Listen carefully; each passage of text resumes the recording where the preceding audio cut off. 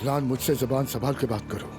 Azlan ठीक कह रहा है बाबा, आपके पोते पोतियां हैं। अम्मी घर में बेहाल बैठी है, आप करना क्या चाहते हैं? अपने सारे खानदान में हमें जलील करवा के रख दिया है। माना कि आप बहक गए थे, मगर एहतियात तो करते। मेरी बात सुनो, तुम्हारे सामने तुम्हारा बाप है, तुम्हारी हिम्मत कैसे हुई मुझसे जुबान चलाने की? तो क्या करेंगे आप? मारेंगे मुझे? हाँ, हो सकता अरे है। भाई यहाँ ये सब क्या हो रहा है? बाहर सब लोग ये शोर सुन रहे हैं। कुछ नहीं, हम सिर्फ बाबा से बात करने की कोशिश कर रहे थे। फौरन निकलो, निकलो, निकल जाओ फौरन यहाँ से। वैसे भी नहीं रुकूंगा भैया। ठीक है तो जाओ। चलो अजलान, आओ चलो। हाँ अजलान तुम जाओ। यार भाई एक मिनट। अजलान रिलैक्स रहो बेटा। मैंने तुमसे क्या कहा था? क्या कर रहे हो तुम? आपको अपने भाई से बात करनी चाहिए, हमसे नहीं। ये दिमाग से फारिग हो चुके हैं। भाई खैरियत है? क्या हुआ है?